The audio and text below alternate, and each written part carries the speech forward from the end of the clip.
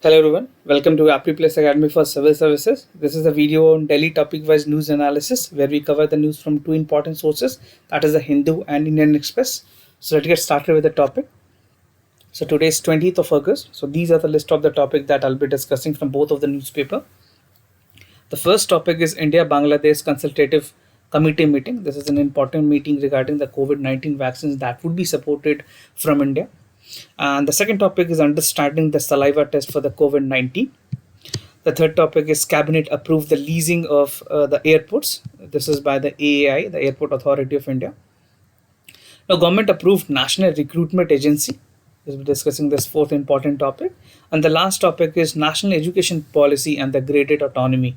So these are the five important topics. And apart from this, we'll have some MCQs question and the explanation of yesterday question at the end of this video.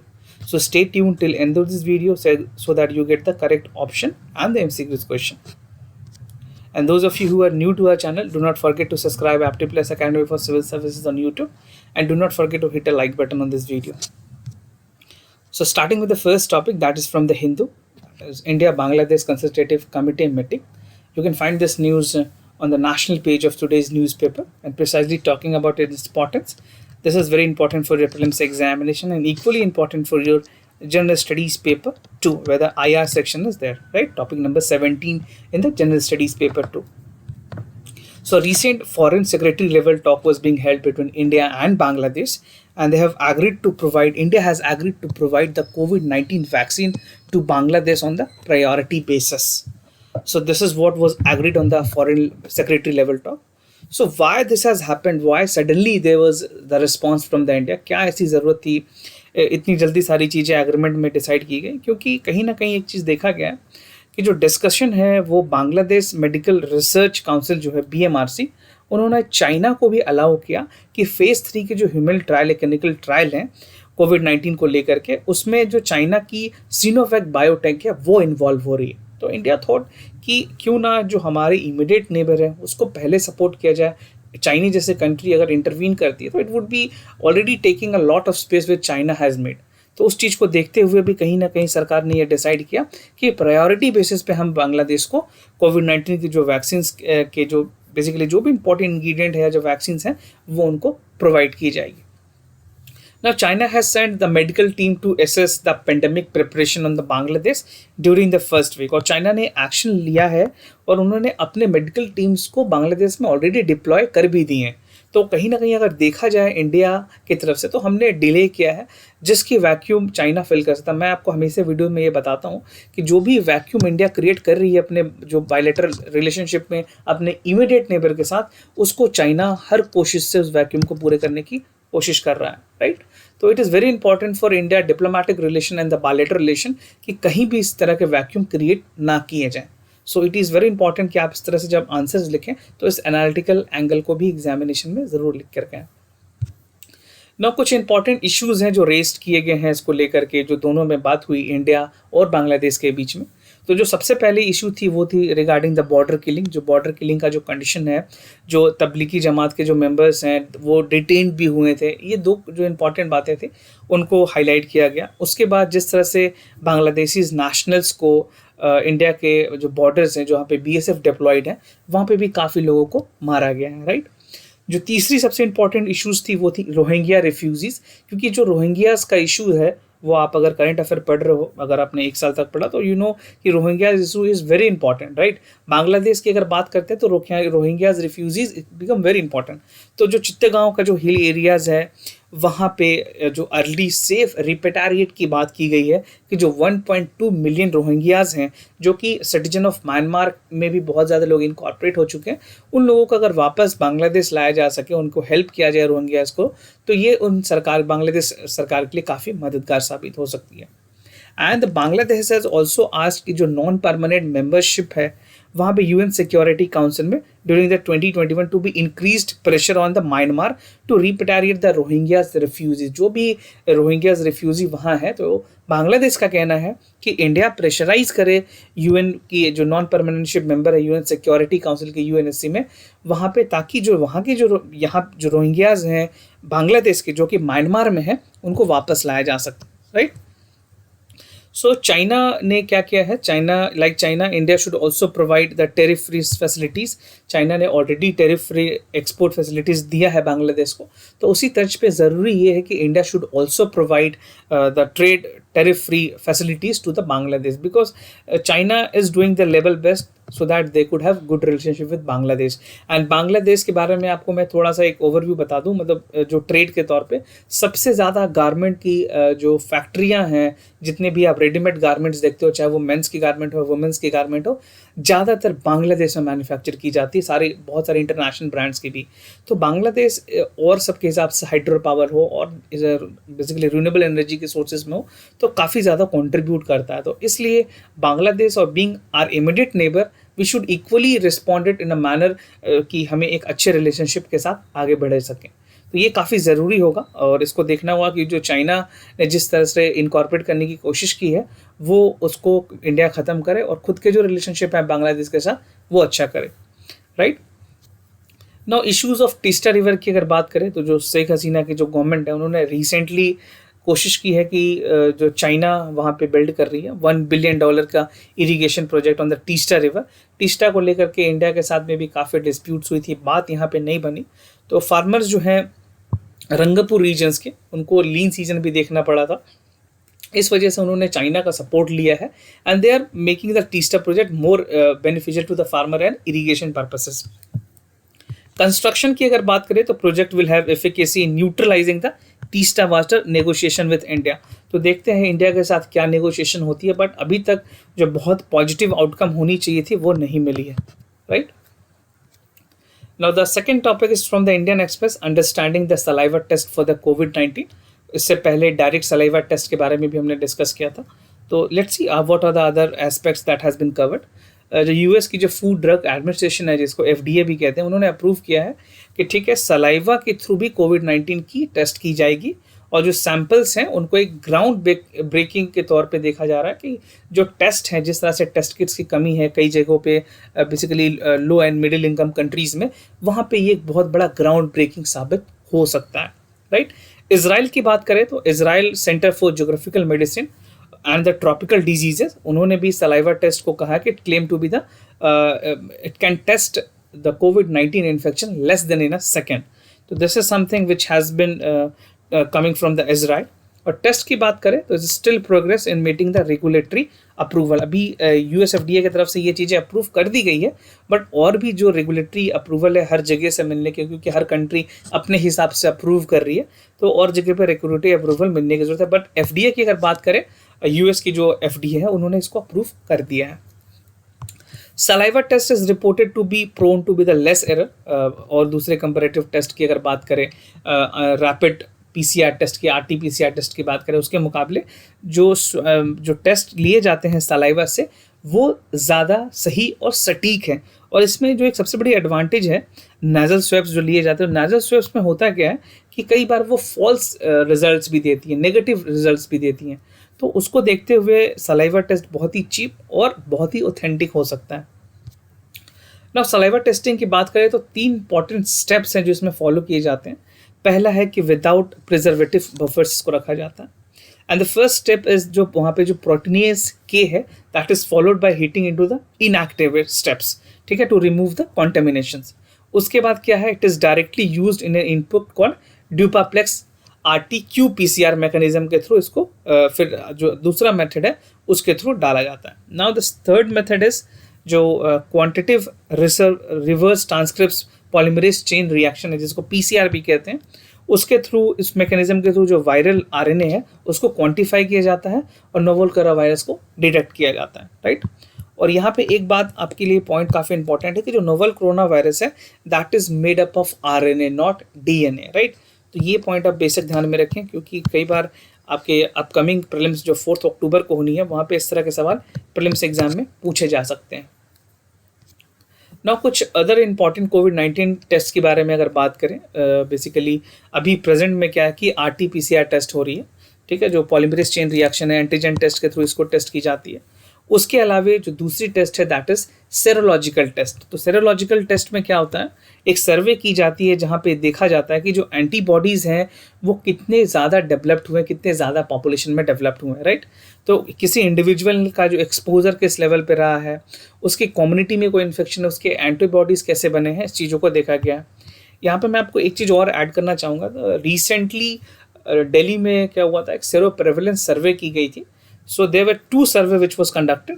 So in first survey the report quoted कि 21% population ऐसे हैं दिल्ली में जिन्होंने already antibodies develop कर लिया है with the asymptomatic corona virus symptoms, right. उनके कोई सिम्टम्स भी नहीं दिखे and although they have developed the symptom, basically जो कोविड-19 के जो एंटीबॉडीज हैं वो डेवलप हो गई है। जो दूसरी अभी जो सबसे रीसेंट है, 2 दिन पहले ये रिपोर्ट आई है, उनके मुताबिक 29% of the Delhi population has the antibodies developed. तो आप ये देख सकते हो इसमें ग्रेजुअल इंक्रीज देखा गया है 8% का।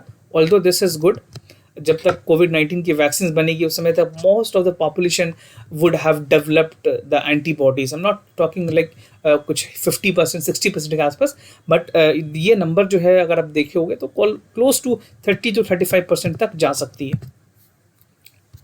तो बात करें कुछ एडवांटेजेस हैं जो सलाइवा टेस्ट के, तो सबसे पहले it does not require certification swabs और the collections not necessarily to be obtain by the skilled health care professional. ज़रूरी नहीं है कि कोई हेल्थ केयर प्रोफेशनल हो, आप एज एन इंडिविजुअल भी अपने सलाइवा को ले जाके सैम्पल सीधे डायग्नोस्टिक सेंटर्स में भी दे सकते हैं। और saliva test is reported to be the less error compare to the other nasal swabs. जो नाजल स्वैप्स लिए जाते हैं उनके मुताबिक ये काफ़ी ज़्यादा अच्छी होती है and it is safer for the health worker also जो कलेक्ट करता है। बेसिकली नाजल स्वैप्स में प्रॉब्लम ये है, जब आप नाजल स्वैप्स में डालते हो, बेसिकली द स्वैप्स जब आप डालते हो नाजल में, तो होती क्या है कि it leads to the sneezing and coughing. Ultimately if you put something that cotton sheets in your nose, you tend to sneeze and cough. तो जो अगर कोई इंडिविजुअल इन्फेक्टेड है तो बहुत ज़्यादा चांसेस होती है कि वो स्नीज करे, कफिंग करे, तो जो आसपास की जो बेसिकली जो 3 मीटर की जो रेडियस है उसमें वो चीज़ें फैल सकती है, वो वायरस। तो इस वजह से नाजल स्वैप्स को इट्स नॉट दैट अप्रिशिएटेड। तो अब जो सलाइवा टेस्ट की जा रही है उसका कुछ पॉजिटिव इम्पैक्ट दिखेगा। और करेक्शन की बात करें तो ऑलमोस्ट 93% जो करेक्शन रेट है इसकी, राइट, एक्यूरेसी रेट की अगर मैं बात करूँ तो सलाइवा टेस्ट की। तो ये कुछ एडवांटेजेस हैं सलाइवा टेस्ट को लेकर के। Now the third topic is from the Hindu that the cabinet has approved leasing of the airport. This would be important for your general studies paper 3 जहाँ पे infrastructure से related already topics mention है आपके syllabus में। अभी union government ने approve किया है लीजनिंग ऑफ 3 एयरपोर्ट्स इन इंडिया। जो 3 एयरपोर्ट हैं उनका नाम है जयपुर, गुवाहाटी है, त्रिवेंद्रपुरम। जो लीजनिंग की जाएगी पब्लिक प्राइवेट पार्टनरशिप के थ्रू की जाएगी and this would be for 50 years, 50 वर्ष के लिए। जो इसकी ड्यूरेशन होगी, जो इसकी अवधि होगी वो 50 ईयर्स की होगी and running them for 50 years. जब 50 साल पूरे हो जाएंगे, जब लीजिंग खत्म हो जाएगी, तो जो प्राइवेट ऑपरेटर्स हैं उनको जो भी एयरपोर्ट्स उन्होंने लिया हुआ है वो उनको वापस एयरपोर्ट अथॉरिटी ऑफ इंडिया जो AAI है उनको वापस करना पड़ेगा after 50 years. Like maximum 50 years की टर्म रखी गई है। It can be less than 50 years as well, 40 years के लिए भी हो सकती है, 35 ईयर्स के लिए भी हो सकती है। Depends completely upon the agreement. Revenues की अगर बात करें, जो एयरपोर्ट अथॉरिटी ऑफ इंडिया उनको क्या रेवेन्यू जनरेट होगी इन 3 एयरपोर्ट से, तो जो बेसिकली द स्पेकुलेशन और जो अंदाज़ा लगाया गया है that is 1070 crore rupees of upfront amount जो है वो लीज आउट से मिल सकता है जयपुर, गुवाहाटी और त्रिवेंद्रपुरम के जो एयरपोर्ट्स हैं उनसे। And the fund would be use to develop the airport in the smaller cities. जो भी Tier 2 सिटीज़ हैं, Tier 3 सिटीज़ है जहाँ पे एयरपोर्ट की नॉर्मल हेलीपैड्स हैं, उसको डेवलप करके एयरपोर्ट भी बनाया जा सकता है। Although funding would be coming from the central government to develop, specially जो मिनिस्ट्री ऑफ सिविल एविएशन है वो अलग से फंड देती है, बट कहीं ना कहीं एक एड किया जाएगा इस फंड को एयरपोर्ट बनाने में भी, राइट। और कोविड-19 को लेकर के जिस तरह से इन्फेक्शन में जो एविएशन सेक्टर है वहाँ की अगर बात करूँ तो बहुत ज़्यादा हिट हुई है कोविड-19 के पेंडेमिक को लेकर के। जो ICAR है उनके मुताबिक उनका कहना है कि बहुत ज़्यादा इंफ्रास्ट्रक्चर प्रॉब्लम्स हैं। सितंबर 2022 जो रिकवरी है वो होना मुश्किल है और half of the year of the financial year जो है आने वाले 2021 तक, उस समय तक इसकी रिकवरी कुछ हद तक होगी। and the passenger tariff is expected to remain under the pressure from April to September 2021.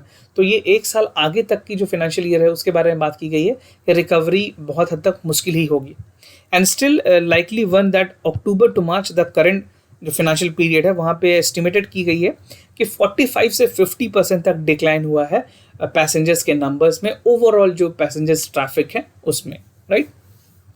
और एक चीज़ मैं जोड़ना चाहूँगा, जो पीपीपी मॉडल है, जो प्राइवेटाइजेशन है, उसमें अडानी ग्रुप ने भी 2-3 एयरपोर्ट्स को पहले भी उनके साथ कोलैबोरेशंस हुई थी, तो देखना होगा इस बार बिडिंग के थ्रू किन को ये दी जाती है। Now coming to the other topic, that is government approved national recruitment agency. कल यूनियन गवर्नमेंट ने डिक्लेयर किया है कि उन्होंने एक नेशनल रिक्रूटमेंट एजेंसी बनाई है। इस पे हमने एक स्पेशल वीडियो बनाया हुआ है, आपको इस वीडियो के डिस्क्रिप्शन में उसका लिंक मिल जाएगा, उसको ज़रूर देखें। एक डेडिकेटेड वीडियो है नेशनल रिक्रूटमेंट एजेंसी पे, जहाँ पे सारी चीज़ें, सारे डायमेंशंस को कवर किए गए हैं बहुत ही डिटेल्ड में, राइट। यहाँ पे मैं आपको एक सुपरफिशियली ओवरव्यू दूंगा कि क्या क्या न्यूज़ में है, बट अगर आप ज़्यादा डिटेल में देखना चाहते हैं तो वीडियो के डिस्क्रिप्शन को ज़रूर चेक कर लें, वो वीडियो आज अपलोड हो चुकी है। So Union Cabinet has approved the creation for National Recruitment Agency for conducting the Common Eligibility Test. अब जितने भी ग्रुप बी, ग्रुप सी की जो एग्जामिनेशन है उनको कॉमन एलिजिबिलिटी टेस्ट के थ्रू लिया जाएगा, और जो एजेंसी बनाई गई है इस एग्जामिनेशन को लेने के लिए वो है नेशनल रिक्रूटमेंट एजेंसी, राइट।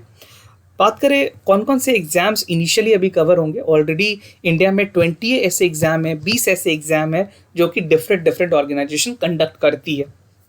अभी इनिशियली गवर्नमेंट ने डिसाइड किया है कि जो आरआरबी है, railway recruitment board, SSC staff selection commission, और institute of banking and personal services जो पर्सनल सिलेक्शन है जिसको आईबीपीएस बोलते हैं, जितने भी बैंकिंग की रिक्रूटमेंट होती है वो आईबीपीएस कंडक्ट करती है। तो इन सारी चीज़ों को क्लब कर दिया जाएगा एक एग्जामिनेशन में जिसका नाम होगा common eligibility test, that would be conducted by the NRA, national recruitment agency, right. Gradually government की जो कोशिश है और भी जितने एजेंसीज हैं, जो 17 एजेंसी बचते हैं, उनको भी इनके साथ बाद में क्लब कर दिया जाएगा, right. So this is the main theme of the news.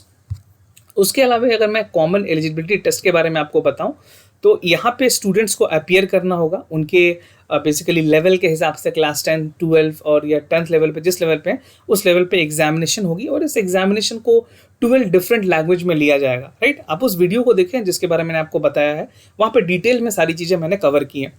तो सीईटी की जो स्कोर है, the candidate can be valid for a period of 3 years, 3 साल तक उस नंबर को रखा जाएगा, और जिस हिसाब से उसकी जो प्रेजेंट परफॉर्मेंस होगी अकॉर्डिंगली उस नंबर को कैलकुलेट किया जाएगा।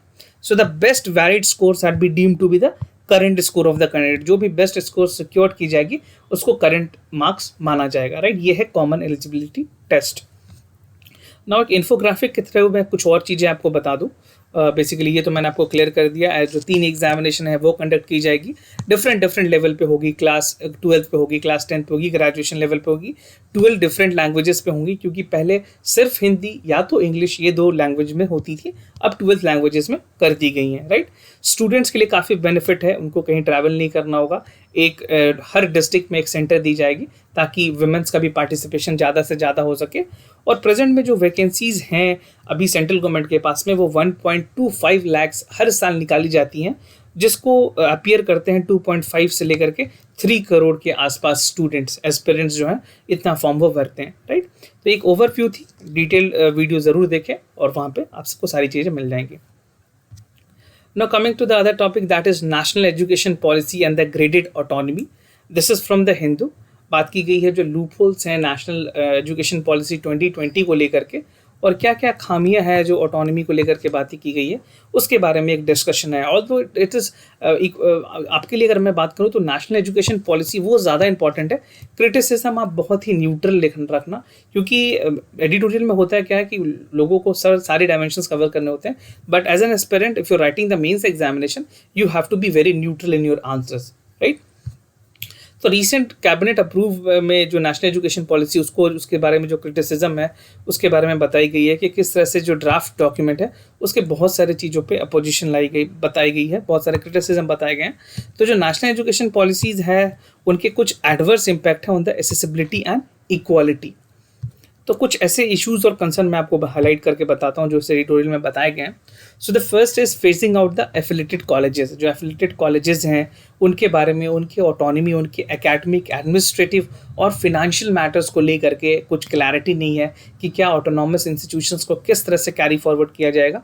And the possibility of enhanced inaccessibility of the quality higher education, right, इसके बारे में. उसके अलावा the independent rule and regulation of the autonomous college. जो भी ऑटोनॉमस कॉलेज हैं उनके अपने सिलेबस होते हैं, अपने फीस होते हैं, अपने एग्जामिनेशन डेट होते हैं. वो कैसे अपने जो ट्रांसपेरेंट प्रोसीजर्स है, जो एडमिशन्स के प्रोसीजर्स है, उसको कैसे वो आगे लेकर के चलेंगे, right. And there has been serious lack of the development of the educational infrastructure की बात करें, बिकॉज जिस तरह से डिमांड बढ़ रही है उस तरह से इंफ्रास्ट्रक्चर नहीं डेवलप हो पा रहे हैं अभी भी. तो बहुत ही वाइड गैप है amid the demand and supply on the education side. जो प्राइवेट कॉलेजेस हैं, जो यूनिवर्सिटीज़ हैं, they are growing in number and they have been rapid expansion of the open university and the distance learning education. तो distance learning पे भी बहुत ज़्यादा clarity नहीं दी गई है नेशनल एजुकेशन पॉलिसीज़ में. तो ये सारे कुछ इंपॉर्टेंट कंसर्न हैं जो कि रेस किए गए हैं इस एडिटोरियल में. And I would like to tell you that we have started the answer writing challenge. Every morning you will get the question and you have to write your answer in the by 6 PM. आप जो पहले Telegram में हुआ करती थी, अब ये चीज़ें IAS ज्ञान के वेबसाइट पे शिफ्ट हो गई. आप IAS ज्ञान के वेबसाइट चेक करें, वहाँ पे आपको आंसर राइटिंग की सीरीज मिल जाएगी. और वीडियो के डिस्क्रिप्शन में भी मैंने इसके लिंक दिए हुए हैं, आप ज़्यादा जानकारी वहाँ से चेक कर सकते हैं. Now coming to the yesterday questions answer and the explanation. तो जो पहला सवाल है उसका करेक्ट ऑप्शन है सी, और एक्सप्लेनेशन है कि tax haven are the countries that have low और near zero taxes specially for some kind of transactions. और tax haven has also share the limited और no financial information with foreign tax authorities, right. तो ये इसके correct explanation है. This has been taken from the business line. Now the second question, the correct option here is B, that the governor appoints the state election commissioner and determine his condition of service and tenure of office. And the second statement is incorrect, that he appoints the chairman and the member of state public service commissions. However, they can be removed only by the president and not by the governor. तो इस तरह के जो nuances हैं polity के statement में, उसमें बहुत ज़्यादा सावधानी बरतें क्योंकि एग्जाम में हमेशा इस तरह की गलतियाँ होती हैं. So the explanation for this is Indian Polity by M. Lakshmikant. ना बढ़ते हैं अपने आज के MCQs के सवाल की तरफ. तो जो पहला सवाल है वो पॉलिटी से है. Consider the following statement with regards to prime minister. The term of the office of the prime minister is not fixed and he hold office during the pleasure of the president and the salary and the allowances of the president are in the prime minister are determined by the president. तो जो prime minister की salary है और allowances है वो president determine करते हैं. तो ये आपको बताना है इसमें करेक्ट ऑप्शन कौन से हैं, ए, बी, सी या फिर D. Whatever you feel is the correct answer, you can let us know in the comments down below. Now the second question is from the static portion of Indian economy. Consider the following statement with regards to GDP deflator. GDP price deflator measure the difference between the real GDP and the nominal GDP. And the nominal GDP include the inflation, while the real GDP does not include the inflation. So make sure that you read the statement very well. You understand the statement, जो rational है statement का वो समझे, फिर अपने answers हमें comment section में लिख करके ज़रूर बताएं, A, B, C या D फिर D, right. And if you want you can elaborate. अगर कुछ आपके पास एड ऑन इन्फॉर्मेशन है तो वो भी आप हमें कमेंट सेक्शन के में शेयर कर सकते हैं, राइट. और अगर कोई भी कंसर्न हो तो हमें ज़रूर बताएं. Will be more than happy to assist you. For time being I am signing off. Wish you all the best. Stay home, stay safe. Thank you so much.